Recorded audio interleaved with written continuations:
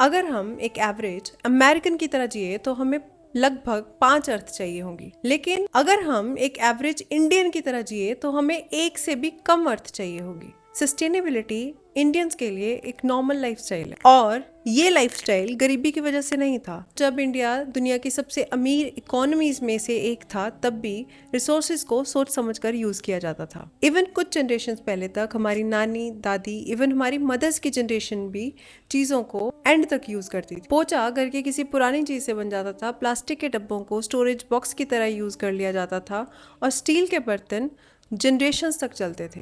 लेकिन ये चीज़ें धीरे धीरे बदल रही हैं। सस्टेनेबल लाइफस्टाइल को हर बार एफिशिएंसी से नहीं, बल्कि बहुत बार गरीबी से जोड़ के भी देखा जाता है, क्योंकि समाज में एक धारणा है कि अगर कोई अमीर है तो नेचुरली वेस्टफुल ही होगा, और अगर कोई चीज को एंड तक यूज करता है या तो वो कंजूस है या गरीब है। असल अमीरी बेटर लाइफ जीते हुए रिसोर्सेज की रिस्पेक्ट करने में है, क्योंकि अर्थ की भी लिमिट्स हैं। आज भी इंडिया का इकोलॉजिकल फुटप्रिंट बहुत से कंट्री से बहुत कम है, लेकिन चीजें धीरे धीरे बदल रही हैं।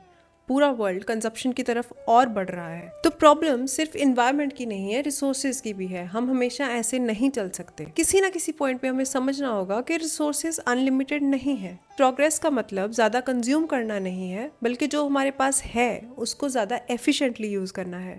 इस समय हमें फिर से हमारी नानी दादी की विजडम को रिवाइव करने की जरूरत है, जो कि बिना किसी हैशटैग के, बिना किसी सस्टेनेबिलिटी मूवमेंट के या अवेयरनेस कैंपेन के पहले से जानती थी।